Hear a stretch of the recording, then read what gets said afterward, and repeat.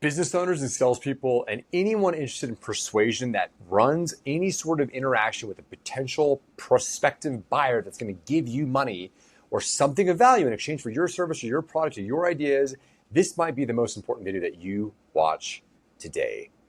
Why? Well, first off, let me tell you who I am for those of you that don't know me.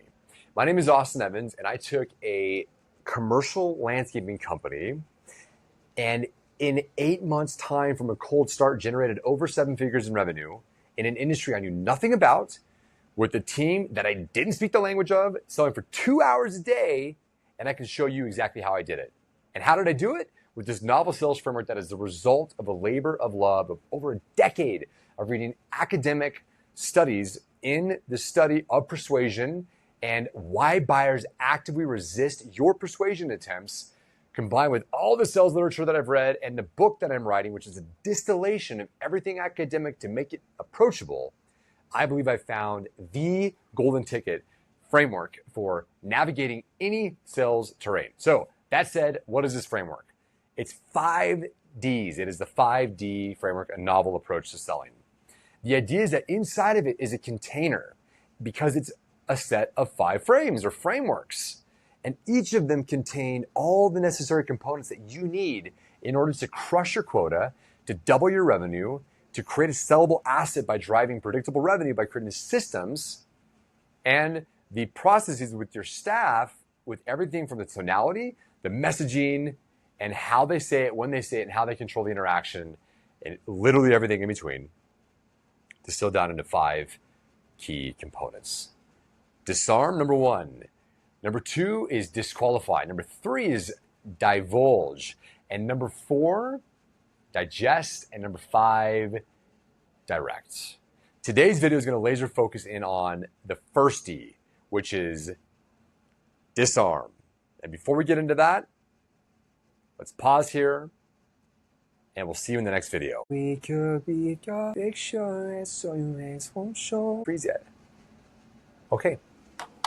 Great, should work. Business owners and salespeople alike, this might be the most important video that you watch today. This is the introduction to the 5D framework, a novel approach to selling that you've never heard of, that no one's talking about, and everyone seems to be missing. And it's the framework that I use to take my commercial landscape maintenance and enhancements company from $0 in revenue to over 7 figures in literally 8 months, working 2 hours a day on my sales. And in this video, I'm going to show you the first of the 5 Ds in this 5D framework that's going to enable you to immediately wash over the anxiety of your buyer and show them that they can trust you out of the gate. So with that said, let's get into the first D of this framework that allowed me to generate 7 figures in revenue with a 20% net profit in 8 months. Okay, so what is this first D? The first D is disarm. Now, why is this so important? Well, the problem with selling and salespeople is that when they start these interactions with buyers, they go one of 2 directions, generally speaking, from my experience of having coached sales professionals for 5 years in my previous work when I rose to the top of the sales hierarchy in just 2 years in a $25 million a year entity that I helped take from 0 to that figure in the span of those 2 years. The first thing that I noticed is that salespeople love to build rapport, but there's a problem with that. Buyers don't want to be your friend. In fact, they don't even give a shit about you. They could give a fiddler's, well, you can finish this sentence for me, okay? They don't care. What they want is for you to solve a critical problem that they have, provide them a fresh new insight, or show them why the thing that they don't think is a problem is actually more of a problem than they had any idea, and hopefully a solution to address it, okay? They're not there to be your friend. Maybe down the line, a few deals later or some successes later, you can connect offline, go tee up at the golf club, go for a bike ride or whatever, and be friends. But until that day, they don't trust you. And that is the hill that you have to climb out of the gate before they are even interested in building rapport. So what is this first awful mistake that salespeople make when they get on a call with a buyer? Is they think that it's all about building rapport instead of signaling competency. Now, what do I mean by that? Well, here are some ways that a truly professional expert in selling is going to run a meeting. Number one, they're going to start by saying something like, hey, so I am super tight on time. I'm sure you are too. So is it okay if we just get started here? Right? Like, get to it. Nobody wants to piss off and waste time. Number two, tell them why you're there. By the way, a lot of times when people get on a call, they're just running through the somnambulate autopilot of going through the things in their calendar, and they're going to forget what the hell the meeting's about. So help them. Hey, John, we agreed to this meeting last week. When I reached out to you via email, you had mentioned that there were some challenges or some opportunities to improve XYZ. And my goal today is to, as quickly as possible, figure out, is there something in your world that I can help materially improve to where we'll have an actual impact on your top line, bottom line, saving you time, this, that, or the other, whatever outcome that you sell is. And if we can't identify that in the first 5 minutes, we can just part ways and you can hang up on me. Fair enough? Okay, great. And by the way, here's how we're going to do that. Okay, something like that where you structure the call, the meeting, so they know what to expect. They know they're in the presence of an expert and a professional, and they know that you're not there to bleed time. Because when you move faster than them, what you sub-communicate is, I'm in demand, I am busy, and I'm not willing to spend a second longer on this call if I can't identify a high impact need of yours that I can help address and a way in which I can improve your world. These are all sub-communicated things. Another way you might hear this is pricing, or who is the more valuable person on this call. Now, because buyers often think that because they have the money, they have the decision-making process or power, that they're in the driver's seat. And that puts you in a weak position, a position that you frankly have to climb out of. Every single call, every single time you get on the call with a buyer or in person, you have to immediately establish that you are not beneath them. Now, this is where a lot of salespeople get this thing wrong too, of level setting the social dominance hierarchy. Maybe they've read a book by Oren Klaff, Pitch Anything, or something like that. Fantastic book. Go read it if you haven't. He's amazing. Great guy. Great content. But the problem with studying a book like that is that you think that the goal when you get on that call with that buyer is to dominate them and belittle them, or consciously imply that you are in greater demand or more important than them or have greater value, whatever to them, in a way that comes across as sinister, douchebaggy, or whatever you want to say. There's a better way to do it, okay? And the better way to do that and establish that you're not beneath them, or in the words of Anthony Iannarino in the book Elite Sales Strategies, is that you're actually one up on them, is that you find a way to pull them up, pull their status up. And what does that look like? It's language. It's saying things like this. Out of the gate, hey, John, I'm glad we can find time to connect. I'm sure your calendar is as booked as mine. Why don't we get started here? And by the way, to save us both the time in case there's not a true symmetry here and synchronicity, why don't we get into a few of the things that I found to be the most helpful to get you some insights that, if nothing else, you can walk away from this call and go back to the ownership group that you report to and help them better understand this problem that you're facing, so that if nothing else, it's a win for you, okay? Now, obviously, it's industry specific, and the language that you use will be contingent on what the buyer's hoping to get from the call, but generally speaking, if you bring a new novel idea to them, or you share some new critical insight about a change happening in the industry, you might have heard the acronym PESTLE, political, what's changing in the political realm that's going to impact them, economic, what's going to impact them in the economic realm, S, societal, what societal changes are happening, T, technological, L, legislative, or E, environmental. There's always some change happening, and buyers are jacked to hear what that is so that they can prepare and understand that, hey, there's something on the horizon that I need to be aware of, and this salesperson has helped me figure out how to address it. Okay, so if you can bring critical insights like that, you can show them the way of your competency that you're an expert, paired with pricing language like you just heard me say, hey, I'm sure your schedule is just as busy as mine. And I've got actually jet here in about 25 minutes at the top of the hour. Let's go ahead and get started. We'll quickly figure out if there's any true alignment here with what you need. Fair?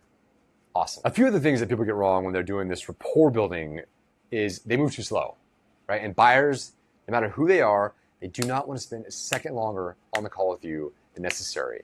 So the faster you move, paired with the right tonality, the more likely they are to trust you because they can tell that you're not a slimy, hi, I'm here to be your best friend type of salesman that's going to take that nice guyness and later exploit them by changing your whole archetypal personality to some sort of lion that's going to hard close them at the end of the deal by taking the things that they shared with you in candid confidence in the beginning of the interactions that you had and then slapping it on them like some sort of hard closer.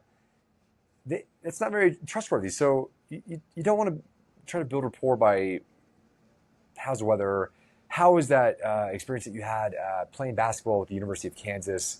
I saw your trophy on your desk there. I just wanted to say, great job doing that. Like, nobody wants that. Nobody wants that. Now, with tonality, another mistake I see salespeople make is they try to be too nice. They try to be nice guy, right? But oftentimes the better approach is actually one that is a disruptor, a pattern disrupt, okay? So that might be something like walking into a buyer's office and immediately doing something out of the ordinary, something like a friend might do, or making a quip about their part job out in front in the office, or something that's different, a pattern disrupt that somebody who was a celebrity and only a celebrity would have the gall and confidence to say. And this is situationally circumstantial. It depends on the context of where you are, who you're meeting with. If it's a high stakes Fortune 50 CEO, even still, they're probably used to having people just come in there and wank them off instead of making a joke or making something light before getting into the heavy.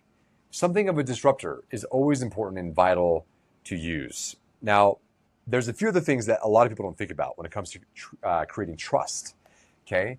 One of them is looking for a way to step back. Now, there's an interesting story, I believe it's from the book, How I Raised Myself from Failure to Success in Selling, and it tells a story of an insurance agent. And one of the ways that the insurance agent would win over the buyer and had an absolutely incredible win rate was two things. Number one, when he approached the buyer at the front door, what he would do is he would knock on the door, they'd open the door, and then immediately he would take a step back.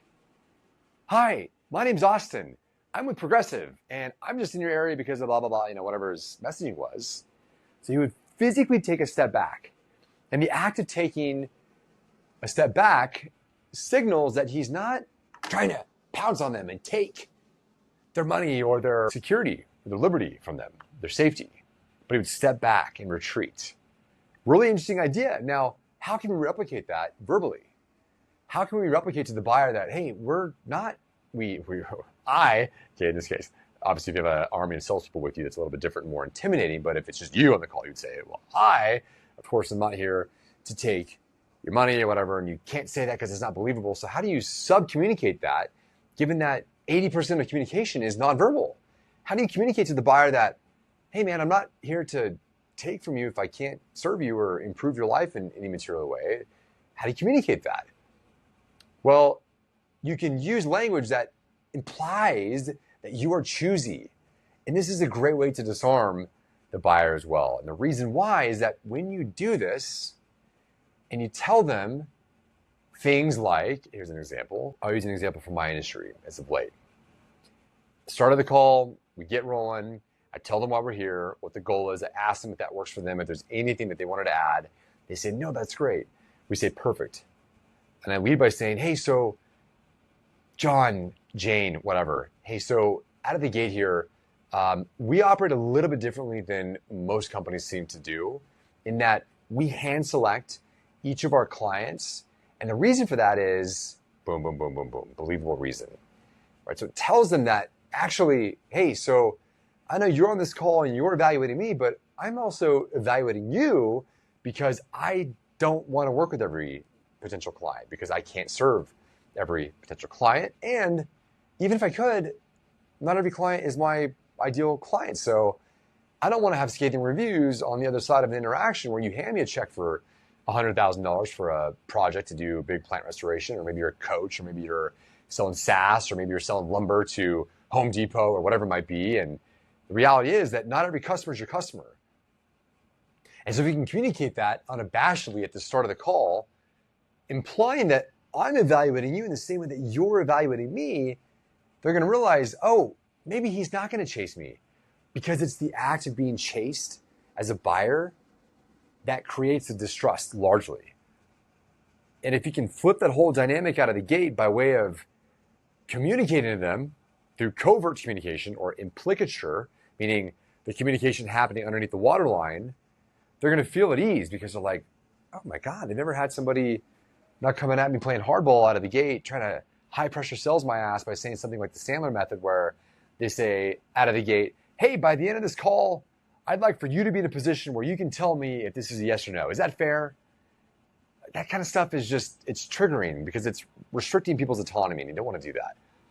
But if you can make them aware that you are evaluating them, and that just as much as this is an interview, though it shouldn't feel like an interview, obviously, and we'll get to that later on, with them sussing you out, you're sussing them out. And if they don't pass the sniff test, they don't get on the train either.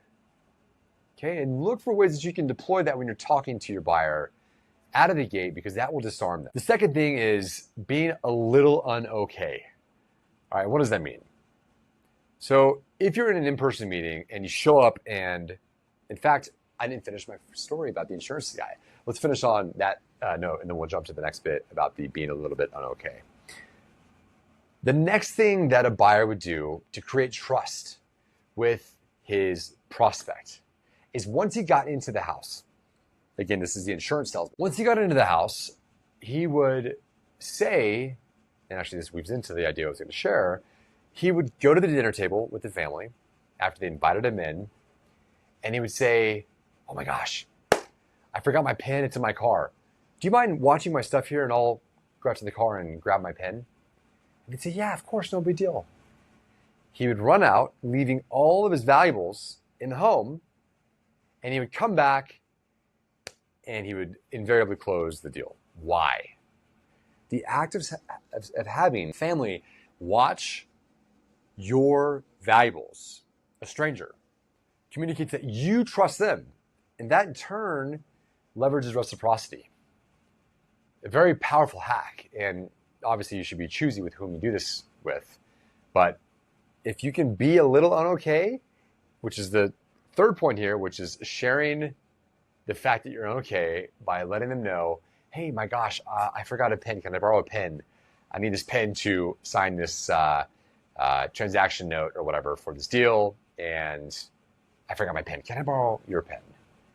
These sorts of things are massive legs up on the creation of trust, on the trust train. The biggest thing, though, is when buyers try, or sellers try to domineer the buyer by out-framing them, by being asshole-ish, that is where you blow up the deal every time. So you want to balance as being permission-y with, hey, does that work for you if we take this tack today? With leading them. So remember that your singular goal at the start of a call is to look for ways to create trust with the buyer. And that's number one, look for ways to step back, okay, verbally, by signaling to them that you are evaluating them in just the same way that they're evaluating you. Number two, it's okay to be un-okay. It's okay to be un-okay. And you can say that by saying things like, oh my gosh, I didn't catch that email that you sent me prior to this meeting, but can you briefly give me a respond up on what you said in that? I'll make sure that I review it after this call. Those sorts of things, being un-okay. And lastly, be sure that when you start the interaction with a buyer out of the gate, that you're framing up the conversation. Why are you there? What's the point? And in doing that, paired with tonality that is not menacing, that is not domineering, that is not alpha, Chad-like, but friendly, but also you're bound to create trust.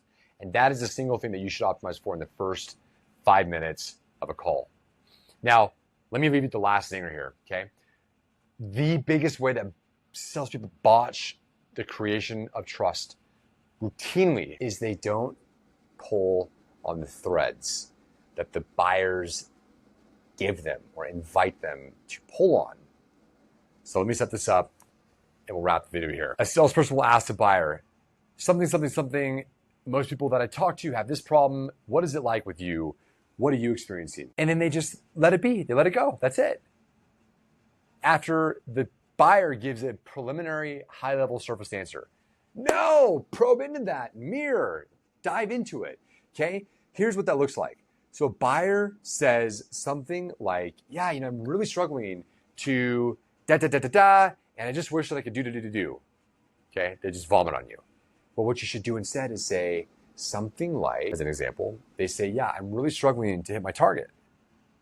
What you should do is mirror. What does that look like? Hey, so let me make sure I heard you correctly. You're missing your target? The statement missing your target and echoing that back to them communicates to them. You're listening and it invites them to further reveal, right? The further they reveal their issues to you, the more they're going to trust you. If you can get them to share, which bleeds into divulge, which we'll get to later on, the more they'll trust you. Hopefully these tips are helpful for you as you embark to optimize for the disarming your buyer at the start of every